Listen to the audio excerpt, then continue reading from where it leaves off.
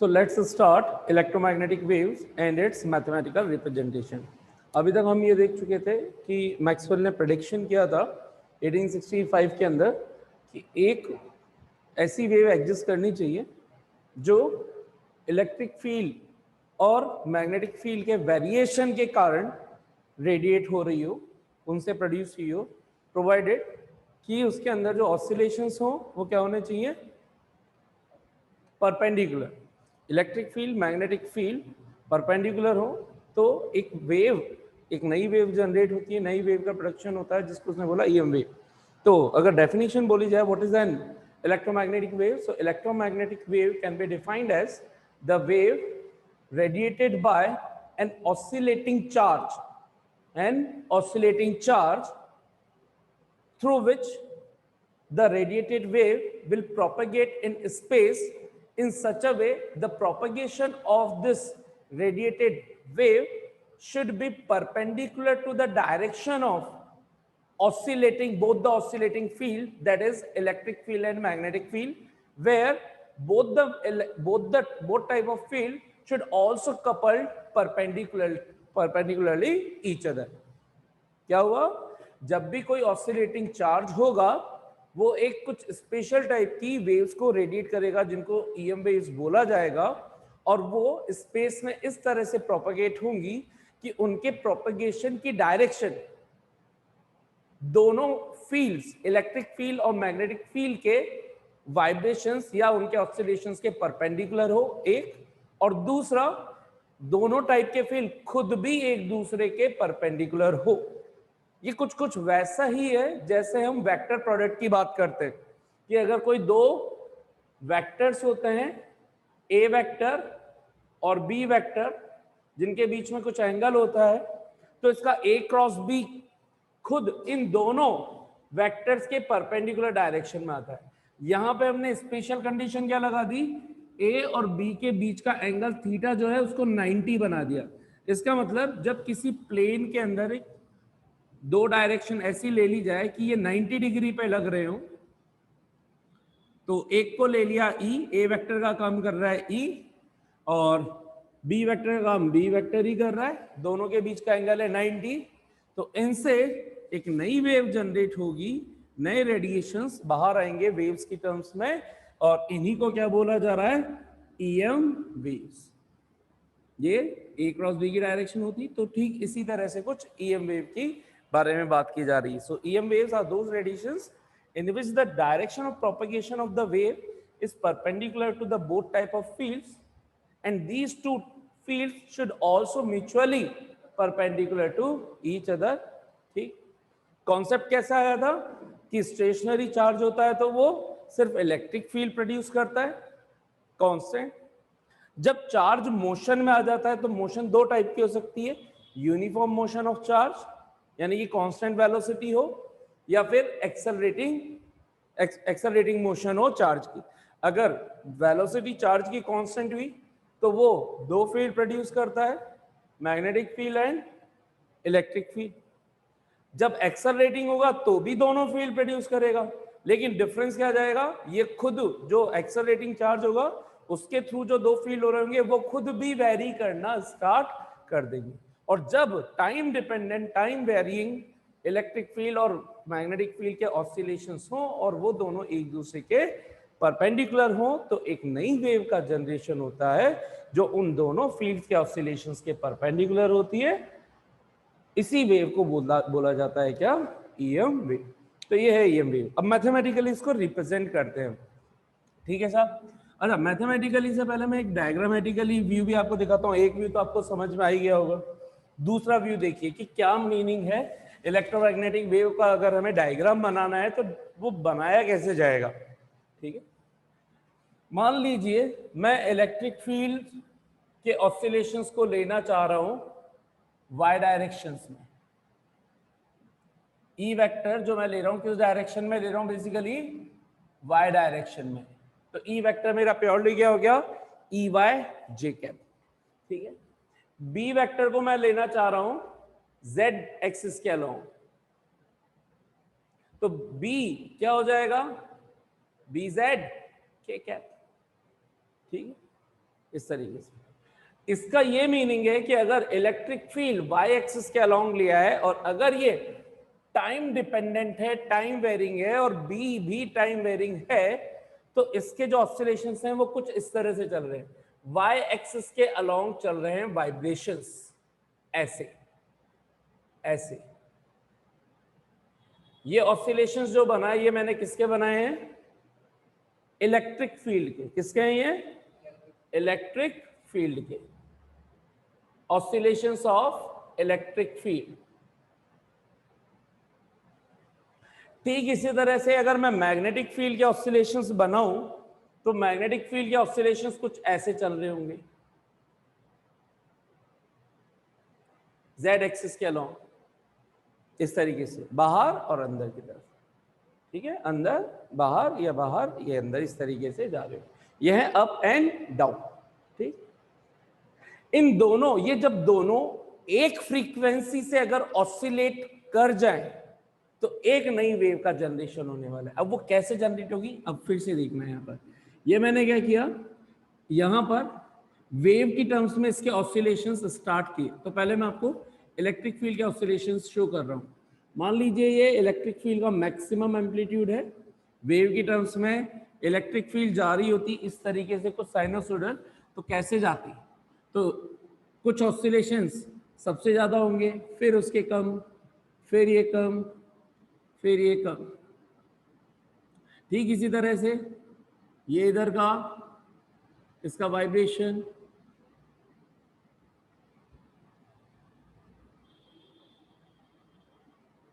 और ये इसके वाइब्रेशन। ठीक, इसी के सेम कॉरेस्पॉन्डिंग में हम ये बोलना चाह रहे हैं कि हमें फ्रीक्वेंसी या ऑसिलेशन जो है वो इलेक्ट्रिक फील्ड और मैग्नेटिक फील्ड की क्या बनाए रखनी है, सेम। इसका मतलब जिस टाइम पर जैसा मैग्नीट्यूड इसका वाई डायरेक्शन में है इलेक्ट्रिक फील्ड का, वैसा का वैसा magnitude of magnetic field Z direction में आ जाए। तो ऐसे रखना पड़ेगा। तो इसको यहाँ पे 3D के अंदर मैंने ऐसा शो कर दिया। फिर ये उससे बड़ा, इसी के बराबर का, तो जितना ये है उतना ही हम ये ले लेते हैं समझने के लिए बस।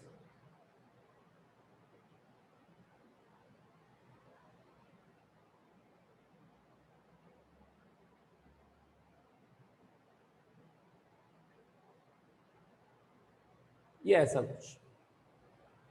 अब अगर इनको, इनके लिए मैं एक वेव डायग्राम बना दूं तो ये कुछ डायग्राम ऐसा बनेगा।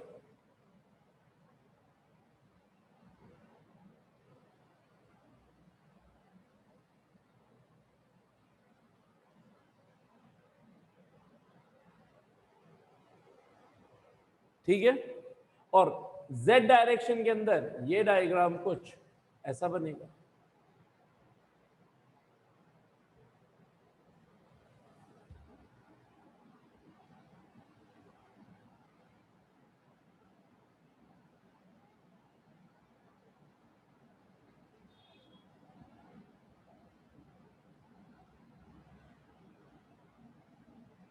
ये ऐसा। तो एक ऑसिलेशन है ऊपर और एक ऑसिलेशन है ऐसे। ठीक है, एक ऊपर की तरफ और एक इधर की तरफ। ठीक, ठीक इसी तरह से जब ये इधर आएगा तो ये वाला डायग्राम ऐसा कुछ हो जाएगा और ये z की तरफ इस तरीके का बनेगा। ठीक है, तो ये वाले तो ऑसिलेशंस बिल्कुल y में तो इजीली अब आप लोगों को समझ में आ सकता है। z के अंदर ये थोड़ा सा आपको समझना है कि 3D में जा रहा है, तो ये कुछ ऑसिलेशंस ऐसे हो जाएंगे। इसके ऑसिलेशंस इधर इधर इधर इधर, ये सबसे ज्यादा बड़ा वाला है। ये कुछ इस तरीके से, ये देखिए, ये ऐसा कुछ डायग्राम बन गया। तो ये जो कंबाइंड वेव है, ये जो आपको नजर आ रही है, यही है EM wave, electric magnetic wave, electromagnetic wave. तो ये दोनों को मिलाकर के हम क्या बोल रहे हैं, इलेक्ट्रोमैग्नेटिक वेव। ये है इसका ग्राफिकल रिप्रेजेंटेशन या डायग्राम। ठीक है, अब इसमें प्रोपगेशन कैसा हो रहा है, तो इलेक्ट्रिक फील्ड तो चल रहा है, अप एंड डाउन मोशन कर रहा है, तो ये देखिए ऐसे चल रहा है। ये up and down, up and down, up and down, कुछ ऐसी मोशन हो रही है इसकी, ये इलेक्ट्रिक फील्ड की। और इसके कॉरेस्पॉन्डिंग मैग्नेटिक फील्ड्स ऐसे चल रहे हैं, ऐसे चल रहे हैं। तो कुछ है ऊपर y डायरेक्शन में, उसके कॉरेस्पॉन्डिंग में z डायरेक्शन में। तो जो इस नेट वेव का प्रोपगेशन चल रहा है वो चल रहा है किधर, x डायरेक्शन। वेव प्रोपगेशन का मतलब है डिस्टरबेंस या एनर्जी का आगे बढ़ना, ट्रांसफर करना।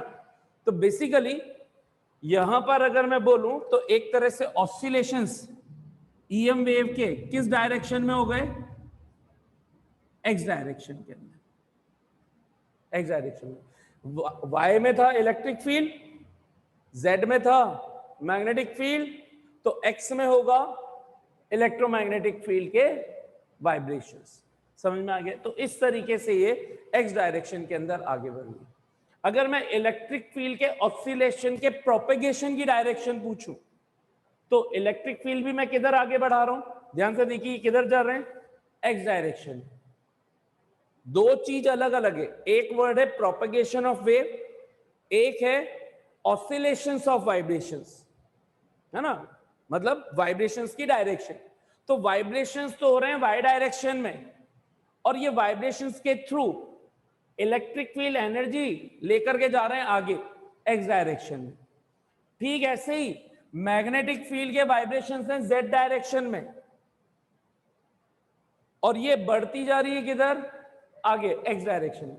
तो अभी हमने यहां पर जो दोनों फील्ड्स लिए हैं, दोनों के प्रोपेगेशन किधर जा रहे हैं, एक्स डायरेक्शन में। तो इसका मतलब जो नेट वेव बननी चाहिए उसका प्रोपेगेशन किधर होता, एक्स डायरेक्शन में। लेकिन इसके वाइब्रेशंस, इन दोनों वाइब्रेशंस के क्या होने चाहिए, परपेंडिकुलर।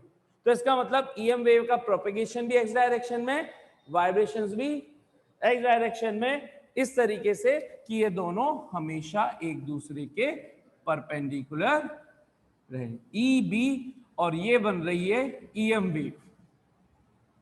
ठीक है, तो ई का प्रोपेगेशन भी इधर ही है, बी का प्रोपेगेशन भी इधर ही है। वाइब्रेशन इसमें अप एंड डाउन है, इसमें वाइब्रेशंस टू एंड फ्रो या इनवर्ड आउटवर्ड है, और नेट ईएम वेव इस डायरेक्शन में चल रही है। That is the graphical representation, और ये इलेक्ट्रोमैग्नेटिक का ब्रॉड व्यू। वरना अक्सर इसको समझने में दिक्कत आ जाती है, कितनों को भी ये पूरा डायग्रामेटिकली व्यू सब कुछ समझ में आ गया अच्छे से। Now let's talk about it's mathematically, कि मैथमेटिकल एनालिसिस कैसे कैसे करते हैं हम ईएम वेव्स का। Let's suppose the electric field is which is time varying is represented by Ey j cap, and Ey itself is given by E naught sin, या तो लिखेंगे हम इसको omega T minus K x, या इसको लिखेंगे के एक्स माइनस ओमेगा टी। ये 11th के ऑसिलेशंस वेव्स के अंदर हम वेव मोशन जब डिस्क्राइब करते हैं तो जनरल मोशन होती है y is equal to A sine omega T minus K X, एक वे ये होता है। ठीक है, दूसरा वे ये होता है ए sign K X minus omega T.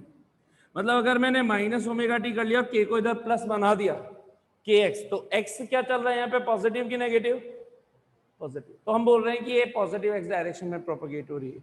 अगर मैंने इसको ऐसे लिख दिया ए sign minus K x omega T, तो ये किस डायरेक्शन में प्रोपेगेट हो रही है, नेगेटिव एक्स। समझ में आ गया? तो अभी हम इसको लिख रहे हैं E naught sine K X minus omega T, equation 1, where omega is equal to angular frequency given by 2 pi nu या 2 पाई बाय टी। आप चाहो तो न्यू की जगह थोड़ी देर के लिए एफ लिख लो, इजी रहेगा आप लोगों को समझने में। 2 पाई एफ, 2 पाई अपॉन टी।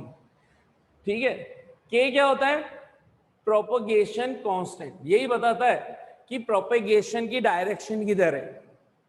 तो के क्या है हमारा, प्रोपगेशन कांस्टेंट। इसको के को बोलते हैं प्रोपगेशन कांस्टेंट, और इसको दिया जाता है 2 पाई बाय लैम्डा से। डायरेक्ट याद रखें क्या दिया जाता है, 2 पाई बाय लैम्डा, ठीक है। सो के is the propagation constant, clear. Alright, आगे बढ़े। इसी तरीके से मैंने लिख दिया मैग्नेटिक फील्ड। मैग्नेटिक फील्ड के ऑसिलेशन सिर्फ किधर ले रहा हूं मैं, z direction, positive z axis के अलावा। तो इसको भी साइनोसॉइडल टाइम वेरिंग है, साइनोसॉइडल तरीके से मैंने लिख दिया kx माइनस ओमेगा टी। तो इसको अगर मैं k को हटा करके ऐसे लिखना चाहूं तो क्या लिख सकता हूं, 2 pi by lambda minus 2 pi upon T into T. एक काम करते हैं, इसको पहले यहीं पे सॉल्व कर लेते हैं। 2 pi by lambda, 2 pi by lambda minus 2 pi by T into T. Common क्या आ रहा है, 2 पाई बाय 2 पाई ओनली, 2 पाई, अंदर क्या बचा है 1 upon lambda minus T by T into X, X upon lambda, X रह गया था, X upon lambda minus T by T, ठीक है।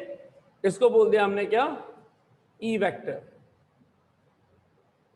तो इक्वेशन 1 का ये ए पार्ट बोल दो, यही इक्वेशन, ये भी इक्वेशन 1 ही है, सेम ही है, बस के की वैल्यू सब्स्टिट्यूट करिए, 1 का बी पार्ट मान लो इसको, है ना।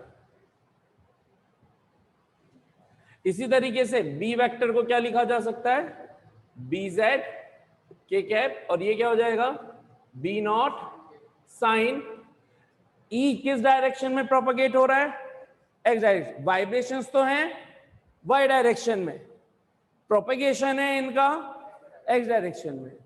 बी के ऑसिलेशंस है, वाइब्रेशंस है जेड डायरेक्शन में, लेकिन ये प्रोपगेट होकर के किधर जा रहा है, एक्स डायरेक्शन। तो यहां पे भी क्या लिखूं, के एक्स माइनस ओमेगा टी, इसको दे दी इक्वेशन 2। इसी को अलग तरीके से अगर मेरे को लिखना हो डायरेक्ट इसी फॉर्म में, तो क्या लिख सकता हूं, sine 2 pi x upon lambda minus T by t. ये इक्वेशन 2 का बी पार्ट, ये इक्वेशन 2 का ए पार्ट, ये हमारा है B vector.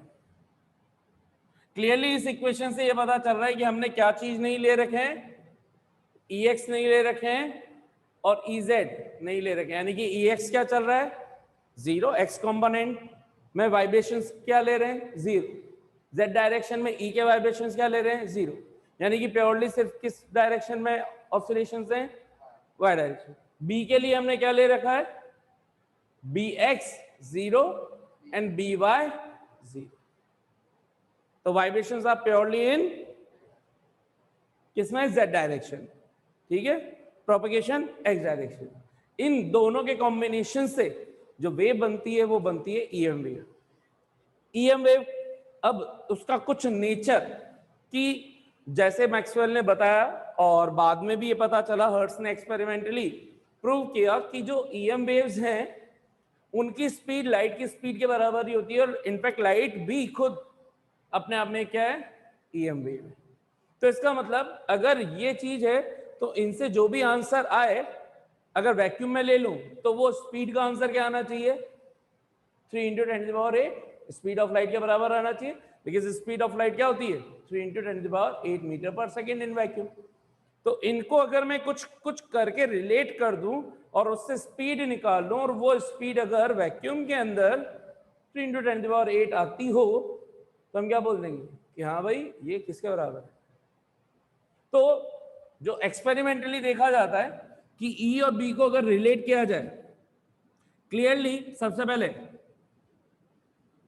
Bye 1 and 2 E and B are in phase. In phase में है या नहीं, इन फेज का मतलब ये हुआ जिस टाइम पर ई की वैल्यू मैक्सिमम हो रही होगी उसी टाइम पर बी की भी वैल्यू मैक्सिमम हो रही है, जिस टाइम पर ई की वैल्यू मिनिमम हो रही है उसी टाइम पर बी की वैल्यू भी मिनिमम हो रही है। जहां पर जैसा एम्पलीट्यूड, जैसा डिस्प्लेसमेंट, जैसा ऑसिलेशन ई का है, वैसा का वैसा ही उसी फॉर्मेट में बी का चल रहा है। ये इन फेज का मतलब है कि जितना ये ऊपर चल रहा है उसी तरीके से ये भी उधर बढ़ रहा है, जितना ये नीचे आ रहा है उसी स्पीड उसी फ्रीक्वेंसी से ये सब ऑसिलेशंस दोनों के साइमल्टेनियसली अकर हो रहे हैं। ठीक है, ये हो गया इन फेज का मीनिंग। ठीक, सेकंड ये तो हो गया कि यहां से 1 और 2 से हमने बता दिया इन फेज, दिस एम्प्लाइज दैट ये जो कुछ कहानी अभी मैंने बोली वो वर्डिंग में आप लिख सकते हो। ठीक है, दूसरा by 1 and 2 we can relate their magnitudes। क्या रिलेट कर सकते हैं? E अपॉन बी ये होता है speed of EM wave, ratio of electric field to the magnetic field. क्या बनता है? स्पीड ऑफ इन दोनों के सुपरपोजिशन से या इन दोनों के कॉम्बिनेशन से, सुपरपोजिशन बोलो या कॉम्बिनेशन बोलो, इन दोनों के कॉम्बिनेशन से जो वेव चल रही है उसकी स्पीड। ठीक है, ये डायरेक्ट याद रखना है, बुक्स में ऐसा लिखा होता है। मैं छोटा सा तरीका बता देता हूं कि कैसे आता है, क्योंकि आप बुक्स में या कहीं पे भी पढ़ोगे तो बस डायरेक्ट में लिखा हुआ मिल जाएगा। मैं आपको इन जनरल बता देता हूं, है ना, कोई डेरिवेशन वेरिएशन नहीं, शॉर्ट ट्रिक कि डायरेक्टली कैसे आता होगा। ई का फॉर्मूला बोलो भाई, चार्ज की फॉर्म में और फोर्स की फॉर्म में। E is equal to F और क्यू की फॉर्म में, एफ और क्यू की फॉर्म में F upon Q not by F upon Q, E is equal to F upon Q.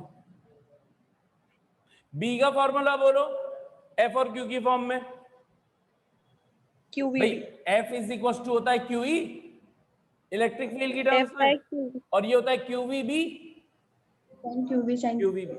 तो बी का फॉर्मूला क्या बन गया? F upon Q V. इन दोनों को डिवाइड कर दूं, सेम चार्ज ले रहा हूं, तो ये क्या आ गया? E upon B is equal to V, 1 upon B. V आ गया क्या? ये बी किसका बता रहा है? चार्ज का बता रहा है ना, कि F is equal to Q E, charge जो भी था वो उसका चार्ज, वो चार्ज मोशन में, मोशन में तो मैग्नेटिक फील्ड जनरेट कर दिया, कितने का कर दिया, और मैग्नेटिक फोर्स जनरेट कर दिया क्यू वी बी का, सेम ही चार्ज था। तो एक चार्ज जब मोशन में होता है तो दोनों फील्ड जनरेट करता है, F is equal to Q E यानी कि is equal to F upon Q, और वही चार्ज मोशन में, इस वजह से F is equal to Q V B यानी कि B is equal to F upon B. आ गया क्या फॉर्मूला? ये स्पीड किसकी है? उस चार्ज की, वो चार्ज जितने से मोशन में। अब वो चार्ज जो एक्सेलरेट कर रहा होगा, तो जिस भी स्पीड से किसी इंस्टेंट पर एक्सेलरेट कर रहा था, तो किसी इंस्टेंट पर वेलोसिटी पूछी या स्पीड पूछी, तो ये आ गई vm e बाय v।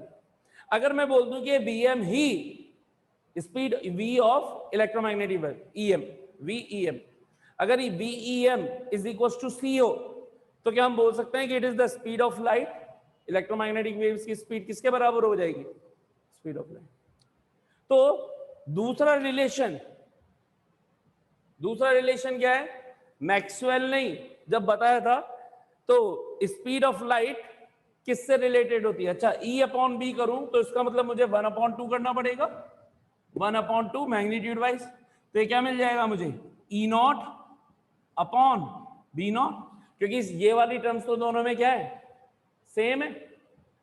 ये तो कैंसिल हो जाएगी, 1 डिवाइडेड बाय 2 करूंगा तो क्या बचेगा? सिर्फ ई नॉट अपॉन बी नॉट। ठीक है, हाँ। जो स्पीड होती है वो खुद भी म्यू नॉट एप्सिलॉन नॉट से रिलेटेड होती है। ठीक है, किससे रिलेटेड होती है? म्यू नॉट एप्सिलॉन नॉट से। तो Vm का जो फॉर्मूला, जनरल फॉर्मूला अगर मैं बोलूं, तो वो फॉर्मूला होता है क्या? Mu M epsilon M.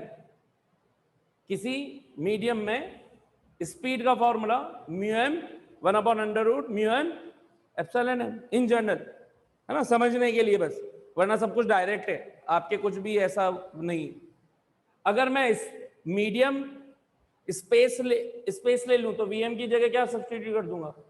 V not mu naught 1 upon mu naught epsilon not, तो क्या होता है? C होता है।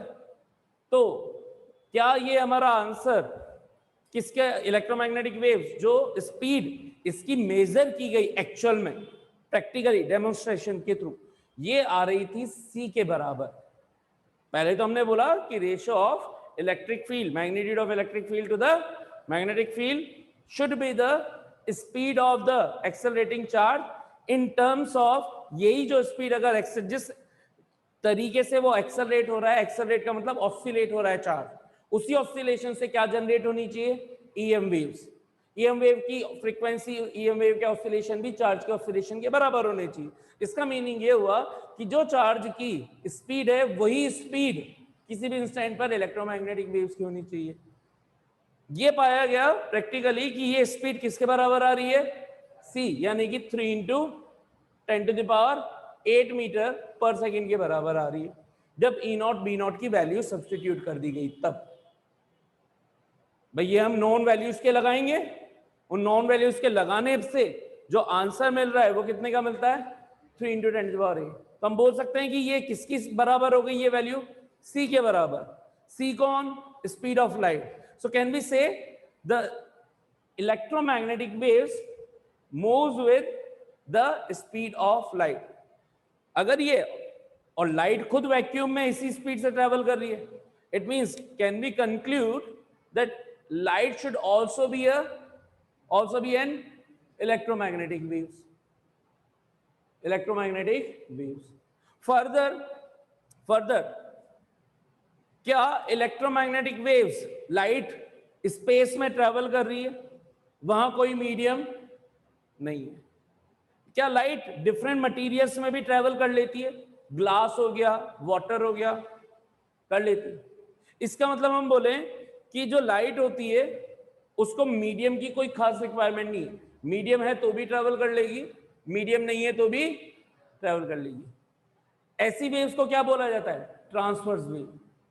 ऐसी वेव, दो वेव के कैटेगरी बेस्ड ऑन कि वो मीडियम में ट्रेवल कर सकती हैं, मतलब उनको मीडियम की रिक्वायरमेंट है कि नहीं है, इस बेस पर दो टाइप्स में हमने क्लासिफाई कर रखा है, longitudinal and transverse. Longitudinal waves are those waves in which a medium is required to propagate. For propagation, medium should be required. And transverse waves are those types of waves for which no medium is required. Whether the medium is available or not, doesn't matter. Medium है तो भी travel कर जाएंगी, medium नहीं है तो भी travel कर जाएंगी. Since these are also doing in that way, so can we say electromagnetic waves are in which nature? Transverse in nature. तो इलेक्ट्रोमैग्नेटिक वेव्स का नेचर ट्रांसवर्स नेचर होता है। ये चीज समझ में आई क्या? यहां तक कितनों को अच्छे से समझ में आ गया साहब?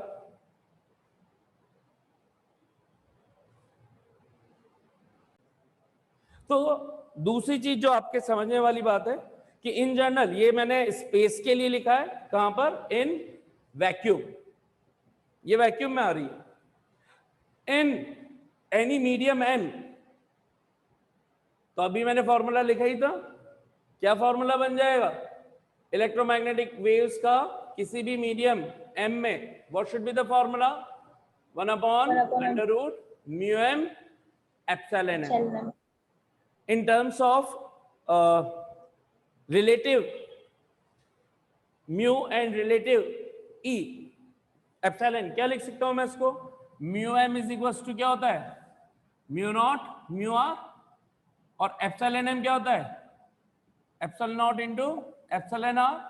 म्यूएम होती है क्या, permeability of medium, epsilon m होता है परमिटिविटी ऑफ मीडियम। और m और r में क्या रिलेशन होता है, relative permittivity and relative permeability. इनमें रिलेशन क्या होता है, m में more, mu m is equal to μ0 μr, और epsilon m is equal to epsilon naught. अगर मैं ये वैल्यूज यहां रख दूं तो मुझे क्या मिल जाएगा, μ0 μr epsilon not epsilon r। इसको अगर थोड़ा सा तमीज से अरेंज कर लें तो ये हो गया μ0 epsilon naught into √μr epsilon r। हाँ या ना, लिखा जा सकता है ना? लेकिन ये खुद तो क्या हो गया, c, स्पीड ऑफ लाइट। ये वैल्यू क्या होती है, याद रखनी है भाई, डायरेक्ट 1/√μ0 की वैल्यू कैसे कैलकुलेट करोगे, म्यू नॉट की वैल्यू कितनी होती है 4 पाई इंटू 10⁻⁻⁷, मैंने मन से नहीं लिखा है, आती है ये चीज, एप्सिलॉन नॉट 8.85 इंटू 10⁻⁻12, ठीक है, calculate it and you will be getting the answer, ठीक है, you will be calculating getting the answer. इसको सॉल्व करने पर कितना 3 इंटू 10⁻, इस पूरे को सॉल्व करने पर 3 इंटू 10⁸, तो इसलिए मैंने इस पूरे की वैल्यू क्या लिख दी, c divided by mu r epsilon r. So किसी भी मीडियम में अगर इलेक्ट्रोमैग्नेटिक वेव्स की स्पीड है तो कितनी हो जाएगी, c/μ r एप्सिलॉन आर, ठीक है, कितनों को समझ में आ गया साहब।